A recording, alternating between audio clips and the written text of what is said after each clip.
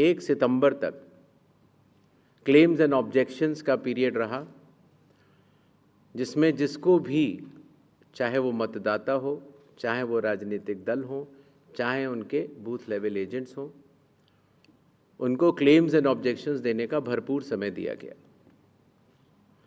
और उसके बाद पात्रता का परीक्षण हुआ और 30 सितंबर को फाइनल मतदाता सूची प्रकाशित कर दी गई।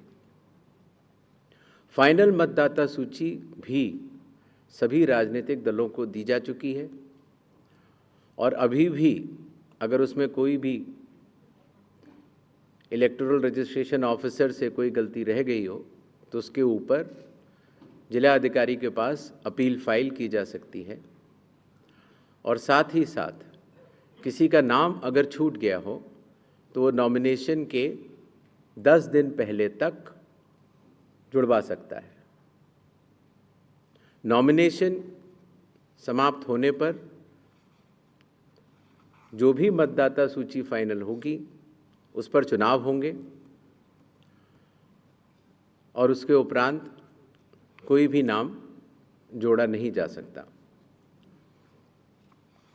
अभी हाल ही में चुनाव आयोग की पूरी टीम ने और हम तीनों चुनाव आयुक्त ने बिहार का दौरा किया और दौरा करने के बाद जो सारी चीज़ें समीक्षा के उपरांत आईं, उसके तहत ये निर्णय हुआ कि आज हम आपके समक्ष बिहार के सभी मतदाताओं के लिए, सभी राजनीतिक दलों के लिए चुनाव की तारीखों का ऐलान करें। बिहार में हम लोग सभी राजनीतिक दलों से मिले, सभी जिला collectors, SPs, IG, DIGs, DGP, chief secretary, divisional commissioners, enforcement agencies, सबके साथ सीएपीएफ्स के नोडल ऑफिसर्स, सबके साथ बैठकें हुई और आपके माध्यम से बिहार की जनता को चुनाव आयोग ये बतलाना चाहता है कि इस बार बिहार के चुनाव न केवल मतदाताओं के लिए बहुत ही सुगम और सरल होंगे, न केवल पूरी चुनावी मशीनरी तत्परता के साथ मतदाताओं के साथ खड़ी रहेगी, न केवल लॉ एंड ऑर्डर की व्यवस्था पर पूर्ण निगरानी रखी जाएगी, बल्कि शांतिपूर्ण ढंग से, पूर्ण पारदर्शी तरीके से बिहार के होने वाले चुनाव शायद सबसे अच्छे चुनावों के रूप में परिलक्षित होंगे, ऐसी चुनाव आयोग की मंशा है।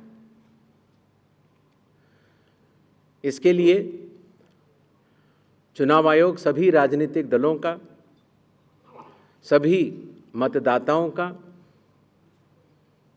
और सभी मीडिया कर्मियों का भी सहयोग अपेक्षित करता है। इसके पहले कि हम तारीखों की तरफ बढ़ें, एक छोटी सी प्रेजेंटेशन है जिससे कि काफ़ी वस्तु स्थिति आप सब लोगों के भी समक्ष आएगी और जनता के भी समक्ष आएगी। Presentation please.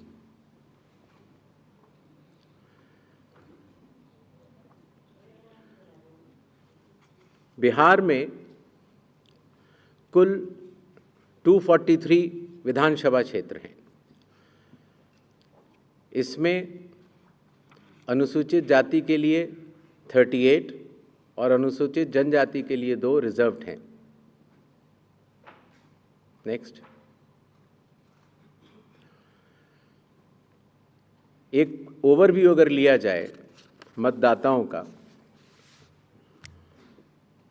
तो कुल मतदाताओं की संख्या लगभग 7.42 करोड़ है, जिसमें कि मेल 3.92 और फीमेल 3.5 करोड़ हैं। सीनियर सिटीजन्स लगभग 4 लाख हैं।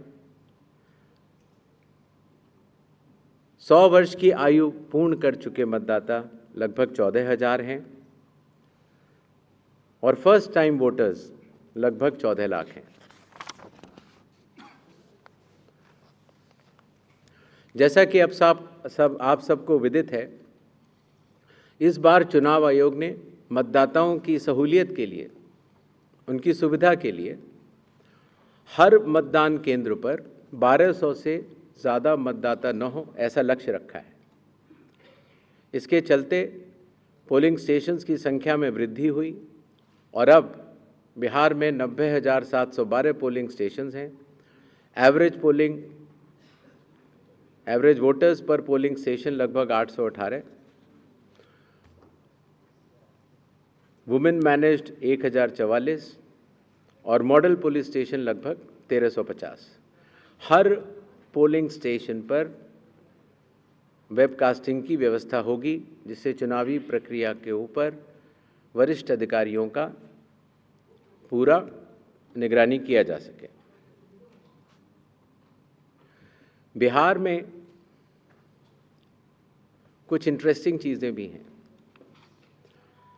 दियारा रीजन में लगभग जो 250 पोलिंग स्टेशन हैं, वहाँ घोड़े से पेट्रोलिंग होती है और इसी तरीके से लगभग 197 पोलिंग स्टेशंस में नाव के ज़रिए पोलिंग पार्टीज जाती हैं।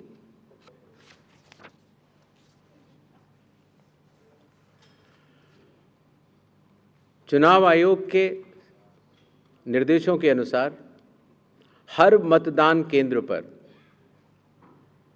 एश्योर्ड मिनिमम फैसिलिटीज़ प्रदान की जाएंगी, जिसमें कि पोल वॉलंटियर्स होंगे, हेल्प डेस्क होंगी, रैंप होगा, टॉयलेट्स होंगे, ड्रिंकिंग वाटर, साइनेजेस, लाइट की सही व्यवस्था और वोटर फैसिलिटेशन सेंटर।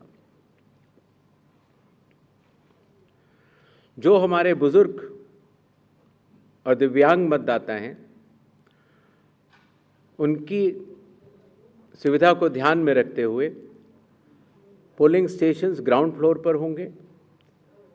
अगर रैंप है तो 1:12 के रेशियो में प्रॉपर ग्रेडियंट से बनेंगे।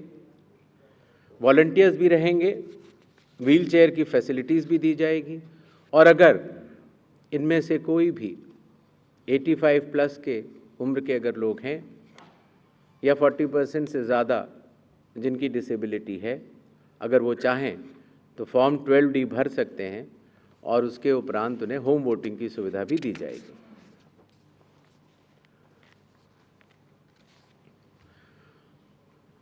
बिहार के दौरे पर चुनाव आयोग ने जिला मजिस्ट्रेट्स को, सुपरिंटेंडेंट्स ऑफ पुलिस को और सभी एनफोर्समेंट एजेंसीज को सख्त निर्देश दिए हैं, zero tolerance to any violence, no scope for any kind of intimidation or threat to voters or candidates. CAPF will be deployed adequately and in advance as a confidence building measure. All officers to act in absolutely impartial way and easily accessible to all the stakeholders. इसके बारे में मैं आपको बाद में भी बताऊंगा। अगर कोई फेक न्यूज़ या मिस इन्फॉर्मेशन होती है, ख़ास तौर से सोशल मीडिया या किसी भी और प्लेटफॉर्म पर, तो उस मिस इन्फॉर्मेशन को काउंटर किया जाएगा और स्ट्रिक्ट विजिल रखी जाएगी सारे चेक पॉइंट्स पर, जिससे कि ड्रग्स, लिकर और कैश का इलीगल ट्रांजैक्शन ना हो पाए।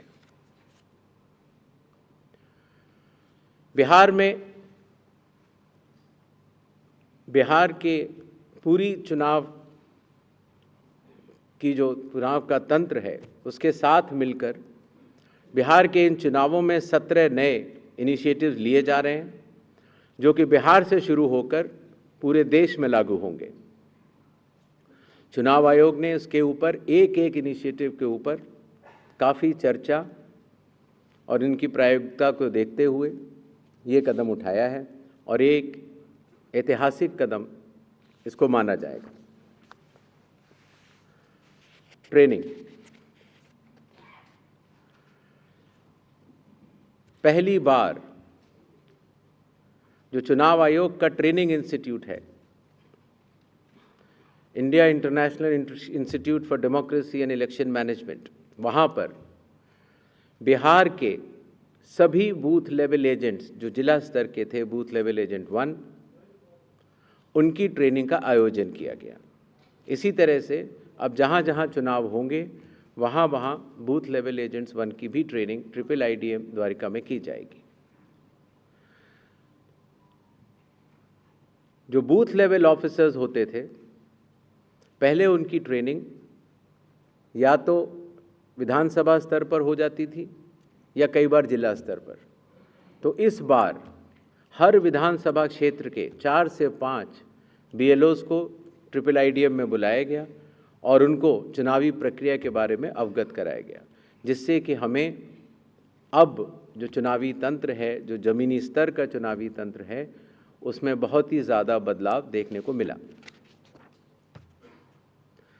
साधारण तौर से पुलिस ऑफिसर्स की ट्रेनिंग भी जिला स्तर पर